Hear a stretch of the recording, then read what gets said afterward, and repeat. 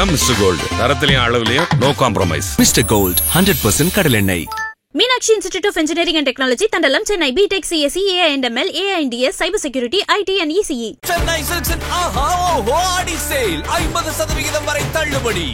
IBC Tamil நேயர்களுக்கு வணக்கம். அதிமுகவின் பொதுச் செயலாளரும் தமிழ்நாடு எதிர்க்கட்சித் தலைவருமான எடப்பாடி பழனிசாமி அவருடைய முதற்கட்ட சுற்றுப்பயணத்தை இன்றிலிருந்து ஆரம்பிச்சிருக்காரு. ஸோ இதனை பற்றி விரிவாக பேச ஐபிசி தமிழுடைய அரசியல் நிர்வாக பிரிவு ஆசிரியர் ஜெயலானி நம்மளோட நினைக்கிறார். வணக்கம் பிரதர். வணக்கம் பிரபு. மக்களை காப்போம், தமிழ்நாட்டை மீட்போம். ஸோ அப்படின்ற ஒரு தலைப்பில் எடப்பாடி பழனிசாமி இன்றிலிருந்து சுற்றுப்பயணத்தை ஆரம்பிக்காரு. மற்றொரு புறம் ஓரணியில் தமிழ்நாடு என்று உறுப்பினர் சேர்க்கையை திமுக முன்னெடுக்கிறாங்க. அது மட்டும் இல்லாமல் உடன்பிறப்பேவா அப்படின்ற நிகழ்வையும் நிர்வாகிகளை கூப்பிட்டு பேசியிருந்தார் தமிழ்நாடு முதலமைச்சர் மு.க. ஸ்டாலின் அவர்கள். சொல்லுங்கள், இந்நிலையில் ஒரு கொஞ்சம் முன்னோடியாக இவர் அந்த சுற்றுப்பயணத்தை ஆரம்பிச்சிருக்காரு. அதுவும் குறிப்பாக 34 தொகுதிகள், 7 மாவட்டங்கள், கொங்கு பகுதி, அப்படியே பார்த்தீங்கன்னா வடக்கு பகுதியில் விழுப்புரம் மட்டும் இருக்குது. அப்புறம் அப்படியே டெல்டாவுக்கு போகிறாரு.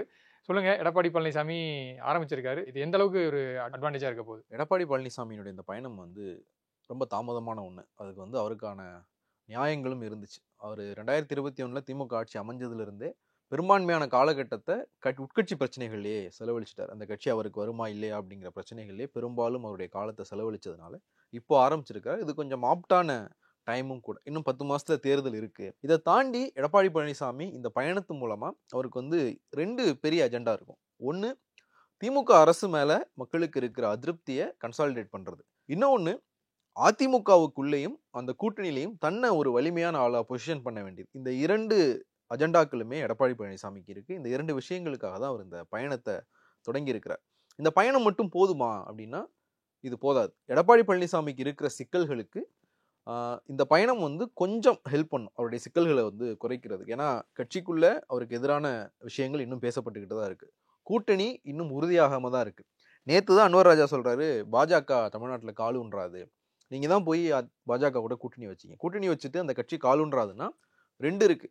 ஒன்று, ஒரு தேசிய கட்சி தமிழ்நாட்டுக்குள்ள பெருசா வளர முடியாது அப்படிங்கிற ஒரு திராவிட பாரம்பரியத்திலிருந்து சொல்றது அப்படிங்கிற ஒரு பக்கம் எடுத்துக்கலாம். இன்னொன்று, எங்க கூட கூட்டணி வச்சாலும் சரி, எங்க கூட்டணியே வீக்கான கூட்டணி அப்படிங்கிற மாதிரியான ஒரு ஒப்புதல் வாக்குமூலத்தையும் அன்வர் ராஜா சேர்த்து கொடுத்திருக்கார். இந்த 2 விஷயங்களுமே கூட்டணிக்கு சிக்கலா இப்போ வரைக்கும் தொடர்ந்துகிட்டு இருக்கு. ஏற்கனவே இந்த கூட்டணியில சிக்கல் இல்லையா அப்படின்னா அந்த கூட்டணியில் நிறைய சிக்கல்கள் இருக்கு. இப்போ வரைக்கும் ஒரு ஜெல்லாகாத கூட்டணியா, ஒரு கட்டாய கல்யாணம் மாதிரியான ஒரு விஷயமா தான் அந்த கூட்டணி இருந்துகிட்டு இருக்கு. ஆனால் நேற்றைய அந்த அந்த ப்ரெஸ் மீட்ல சொல்லியிருக்காரு எடப்பாடி பழனிசாமி.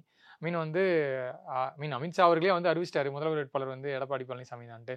நீங்க மறுபடியும் உங்க செய்திக்காக யார் முதல்வர் வேட்பாளர்னு சொல்லி இந்த கேள்வியில முன் வச்சுட்டே இருக்கீங்கன்னு சொல்லிட்டு அந்த ஒரு கேள்வி முன்வைக்கிறாரு. அது மட்டும் இல்லாமல் நயினார் நாகேந்திரன் என்ன சொல்லியிருக்காருன்னா, எடப்பாடி பழனிசாமி சுற்றுப்பயணம் போற இடத்துல பாஜக நிர்வாகிகள் அவருக்கு வரவேற்பு கொடுப்பாங்க அப்படின்னு சொல்லியிருக்காரு. இப்போ தமிழ் மாநில காங்கிரஸ் ஜி.கே. வாசனும் சொல்லியிருக்காரு, கூட்டணி கட்சியில் இருக்க எல்லாருமே எடப்பாடி பழனிசாமி எங்க போறாரோ அங்க எங்க கட்சி நிர்வாகிகளும் வரவேற்பு கொடுப்பாங்க அப்படின்னு சொல்லியிருக்காங்க.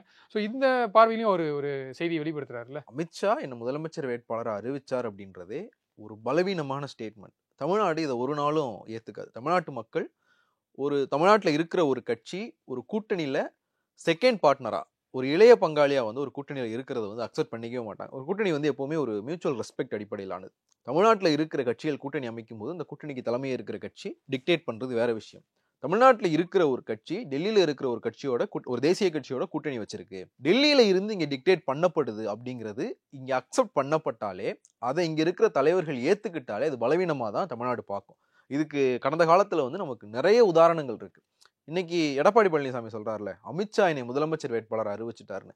இதே மாதிரி ஒரு தேர்தல், ஒரு முதலமைச்சர் வேட்பாளரா டெல்லியில இருந்து தமிழ்நாட்டை சேர்ந்த ஒரு தலைவரை தேசிய கட்சியினுடைய தலைவர் அன்னைக்கு பிரதமராக இருந்தவர் அறிவிக்கிறார். அந்த தேர்தலில் இந்த கூட்டணி படுதோல்வி அடையுது. அதிமுக பாஜக கூட்டணி இப்ப அமைஞ்சதுல இருந்தே எல்லோரும் உதாரணமா எடுத்து காட்டிக்கிட்டு இருக்கிறது 1980 சட்டப்பேரவை தேர்தல் தான் காட்டிட்டு இருக்காங்க. ஏன்னா சிமிலாரிட்டி ரொம்ப அதிகமா அங்கதான் இருக்கு. 1980 ஒரே வருஷத்துல ஒரு 4-5 மாசத்துக்குள்ள 2 பெரிய தேர்தல்களை தமிழ்நாடு சந்திக்குது. 1980 ஜனவரியில மக்களவைத் தேர்தலில் திமுக காங்கிரஸ் கூட்டணி 37 இடங்களை ஜெயிக்கிறாங்க. 39 இந்திரா காந்தி மறுபடியும் பிரதமரானதுக்கு அப்புறம் எதிர்க்கட்சி ஆள்ற மாநிலங்களுடைய அரசுகளை கலைக்கிறாரு. தமிழ்நாட்டில் இருக்கிற எம்ஜிஆர் அரசும் கலைக்கப்படுது. சட்டப்பேரவை தேர்தல் வருது. திமுகவும் காங்கிரஸும் சரிபாதியிலான எண்ணிக்கை தொகுதிகளில் போட்டிடுறாங்க. 117 பிரிச்சுக்கிட்டு திமுக கூட கூட்டணியில் இருக்கிற கட்சிகளுக்கு அந்த 117 இருந்து திமுக சீட்டு ஒதுக்குது. காங்கிரஸ் கூட கூட்டணியில் இருக்கிற கட்சிகளுக்கு அந்த 117 இருந்து காங்கிரஸ் ஒதுக்குது.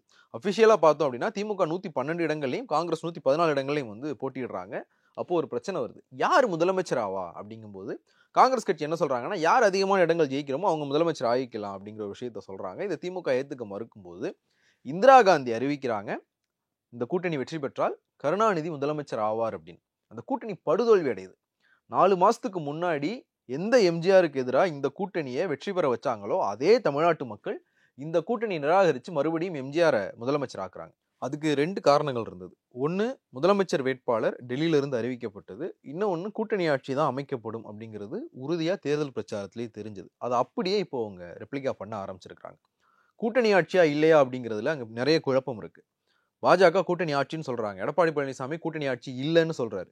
டிடிவி தினகரன் நாங்கள் தேர்தலுக்கு பிறகுதான் யார் முதல்வர்னு முடிவு பண்ணுவோம் டிடிவி தினகரன் சொல்றாரு. அவரும் தன்னை இந்தியாவில் இருக்கிறதா தான் கிளைம் பண்ணிக்கிறார்.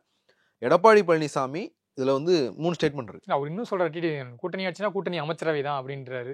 இதுல மொத்தம் 3 ஸ்டேட்மெண்ட் இருக்கு. இந்த முதலமைச்சர் வேட்பாளர் பத்தியே பார்த்தோம்னா 3 ஸ்டேட்மெண்ட் இருக்கு. எடப்பாடி பழனிசாமி நான் தான் முதலமைச்சர் வேட்பாளர், நான் முதலமைச்சர் வேட்பாளர் அமித்ஷா சொல்லிட்டாருன்னு சொல்றாரு. அமித்ஷா தமிழ் நாளிதழ்களுக்கு கொடுத்த பேட்டியில கூட்டணி ஆட்சி அமையும், அதிமுகவை சேர்ந்த ஒருவர் முதலமைச்சர் ஆவார்னு சொல்றாரு. அதிமுகவை சேர்ந்த ஒருவர்னு சொல்றதுக்கும் எடப்பாடி பழனிசாமின்னு சொல்றதுக்கும் நிறைய வித்தியாசம் இருக்கு. அதிமுகவை சேர்ந்த ஒருவர்னு சொன்னவர் எடப்பாடி பழனிசாமின்னு சொல்லியிருந்தாருன்னா இந்த பிரச்சனைகள் எதுவுமே எழுந்திருக்கிறாது. டிடிவி தினகரன் தேர்தலுக்கு பிறகு நாங்க முதலமைச்சர் வேட்பாளர் யாருங்கிறத முடிவு செய்வோம்னு சொல்றாரு. 3மே ஒரே அணியிலிருந்து வந்த குரல்கள். அதன் பிறகு நயினார் நாகேந்திரன் சொல்றாரு முதலமைச்சர் வேட்பாளர் எடப்பாடி பழனிசாமி தான், அதுல எந்த சந்தேகம் இல்லைன்றாரு. அவரு ஒரு ஸ்டேட்மெண்ட் கொடுக்குறாரு. இல்ல, நயினார் நாகேந்திரன் ஹைகமாண்டா அமித்ஷா ஹைகமாண்டா அப்படிங்கிற ஒரு விஷயம் இருக்கு. அமித்ஷாவுக்கு நல்லா தெரியும், எடப்பாடி பழனிசாமின்ற பேரை சொல்றதுக்கு பதிலா அதிமுகவை சேர்ந்த ஒருவர்னு சொன்னா அது எவ்வளவு பெரிய அரசியல் குழப்பங்களுக்கு வழிவகுக்கும், எவ்வளவு பெரிய ஹேஷியங்களுக்கு வழிவகுக்கும் அப்படின்னு எல்லாரையும் விட அமித்ஷாவுக்கு நல்லா தெரியும். அதெல்லாம் தெரிஞ்சே அமித்ஷா இந்த விஷயத்த சொல்றாரு அப்படின்னா அமித்ஷா ஒரு சிக்னலை கொடுக்குறாருன்னு சொல்லிட்டு நம்ம ஏற்கனவே சொல்லியிருந்தோம். இன்னொன்று, எடப்பாடி பழனிசாமியை பாஜக இன்னும் முழுமையா நம்பல. இப்போ வரைக்கும் எடப்பாடி பழனிசாமி விஜய் எதிர்பார்த்துட்டு இருக்காரு. நாங்க தனித்து போட்டியிடுறோம், விஜய் தான் முதலமைச்சர் வேட்பாளர்னு தமிழக வெற்றி கழகம் அறிவிச்சிருந்தாலும் still ADMK waiting for Vijay. அது திமுக எதிர்ப்புன்னு யாரெல்லாம் இருக்காங்களோ திமுக அரசை வீழ்த்தணும். ஸோ அதுக்கு ஒத்த கருத்துடைய எல்லாரும் ஒன்று சேரணும். அதுதான் எடப்பாடி பழனிசாமியுடைய பாயிண்ட் ஆஃப் வியூவா இருக்கு. விஜயோட கூட்டணி சேருவீங்களா, அழைப்பு விடுவீங்களான்னு இந்த கேள்விக்கு அதுதான் அவரோட பதில். அவர் இப்போ வரைக்கும் விஜய் வருவார்னு வெயிட் பண்ணிட்டு இருக்காரு. 2010 ஜூலைல தேமுதிக இதே மாதிரியான ஒரு தீர்மானம் நிறைவேற்றினாங்க. விஜயகாந்த் தான் முதலமைச்சர் வேட்பாளர், தனித்து தான் போட்டியிடுவோம் அப்படின்னு. ஆனால் 2011 அதிமுக தேமுதிக கூட்டணி அமைஞ்சது. அதே மாதிரி ஒரு கடைசி நேர மாறுதல்களில் விஜய் நம்ம கூட வந்துருவார். விஜய் நம்ம கூட வந்தா பாஜக தேவையில்லை அப்படிங்கிற ஒரு தாட்ல எடப்பாடி பழனிசாமி இருக்கிறார். இது பாஜகவுக்கும் தெரியும்.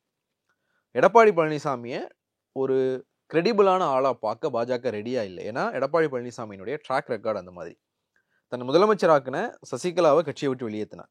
தன்னை முதலமைச்சரா பரிந்துரைச்ச டிடிவி தினகரனை கட்சியை விட்டு வெளியேற்றினார். அதுக்கு பிறகு இவங்க 2 பேர்த்தையும் வெளியேற்றுறதுக்காக இவர் சேர்த்துக்கிட்ட ஓபிஎஸ்ஐ கட்சியை விட்டு வெளியேற்றினார். எந்த பாஜகவினுடைய துணையோட 2017 இருந்து 2021 வரைக்கும் தமிழ்நாட்டில் ஆட்சியை நடத்தினாரோ அந்த பாஜகவை டிச் பண்ணிட்டு 2024 மக்களவை தேர்தலில் கூட்டணியை விட்டு வெளியே போட்டிட்டார். இப்போ வரைக்கும் பாஜக ஒரு விஷயத்த முழுமையா நம்புறாங்க. ஒருவேளை தமிழ்நாட்டில் அதிமுக பாஜக கூட்டணி இருந்திருந்தா நம்ம ஒரு 8 சீட்ல இருந்து 10 சீட் வரைக்கும் வெற்றி பெற்றிருக்கலாம். இந்த மைனாரிட்டி பாஜக கவர்மெண்ட் அப்படிங்கிற அந்த டேக் நமக்கு வர்றது கூட தடுக்கப்பட்டிருக்கும் அப்படிங்கிற ஒரு எண்ணம் பாஜகவுக்கு இருக்கு. இந்த 8 சீட்னால அவங்களுக்கு இது பண்ணிட போறது இல்லை, ஆனா ஒரு பெர்செப்ஷனா நமக்கு அது உதவி இருக்கும் அப்படிங்கிற ஒரு எண்ணம் பாஜகவுக்கு இப்போ வரைக்கும் இருக்கு. அது எடப்பாடி பழனிசாமி கெடுத்துட்டார் அப்படிங்கிற ஒரு கோபமும் எடப்பாடி பழனிசாமி மேல பாஜகவுக்கு இருக்கு. ஸோ அவங்க எடப்பாடி பழனிசாமி இன்னும் முழுசா நம்பல.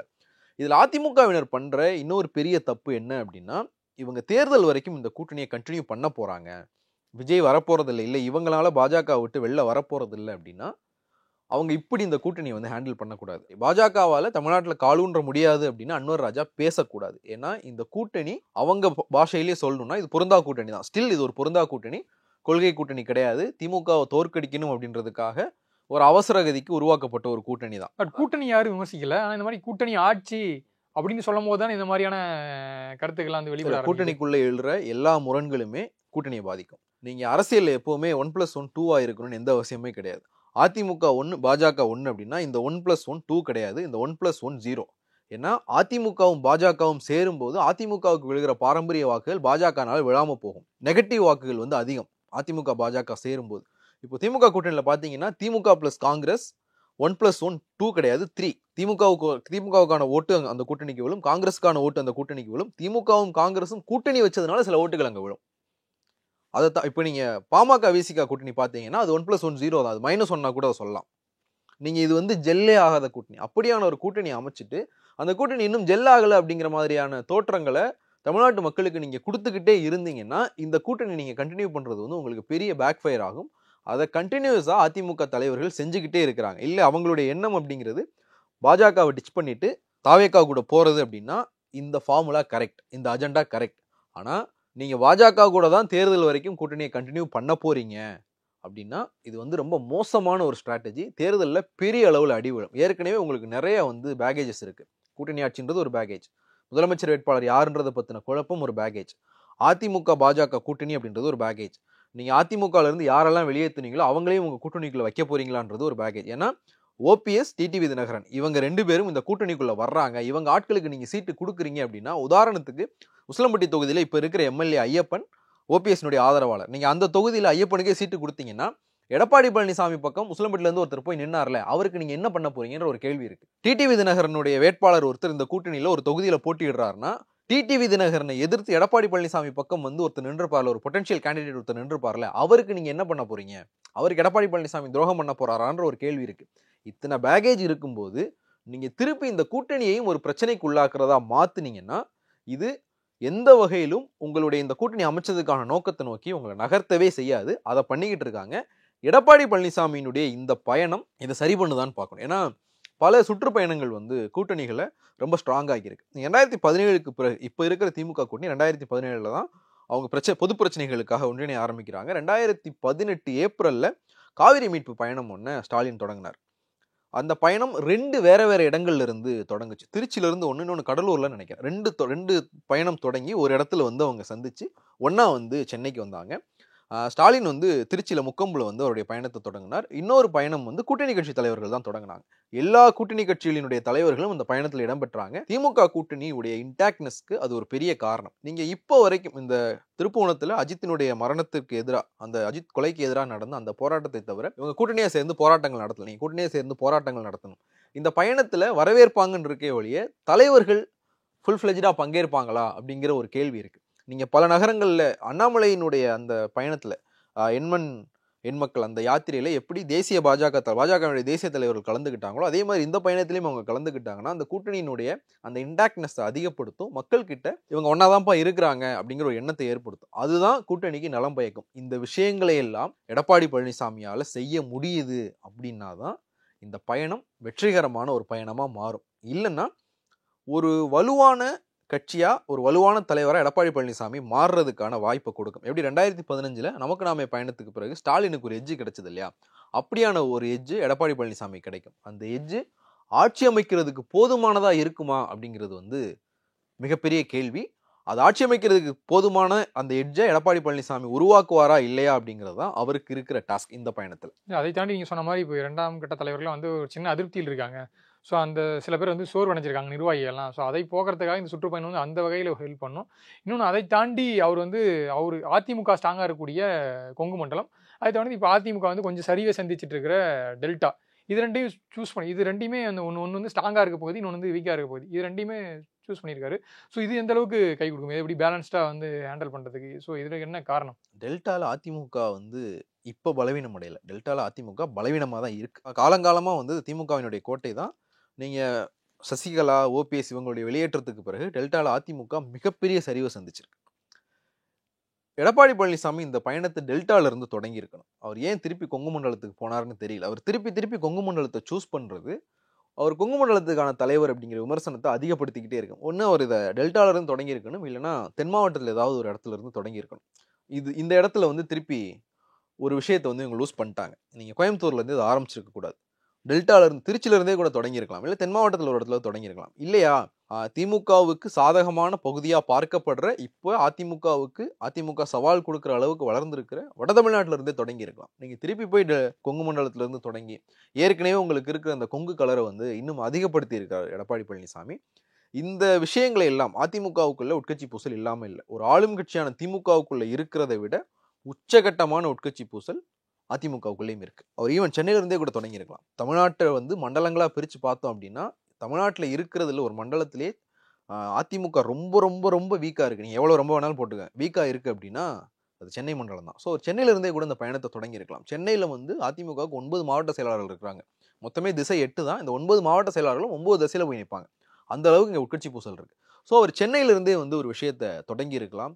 சென்னையில தான் அவருக்கு எதிரான பல விஷயங்கள் நடந்துகிட்டு இருக்கு. ஸோ சென்னையில இருந்து அவர் தொடங்கி இருக்கலாம். திருப்பி கொங்கு மண்டலத்தை சூஸ் பண்ணது அவருக்கு ஒரு வீக்கெண்ட் பாயிண்டாக தான் மாறுறதுக்கான வாய்ப்புகள் நிறையவே இருக்கு. ஸோ நீங்கள் சொன்ன மாதிரி இவ்வளோ தடைகளை தாண்டி இந்த சுற்றுப்பயணம் வந்து வெற்றி பெறுமா, இல்லை வந்து தேர்தலில் வந்து எந்த அளவுக்கு கை கொடுக்குன்றது வந்து கண்டிப்பாக பொறுத்துன்னு தான் பார்க்கணும்.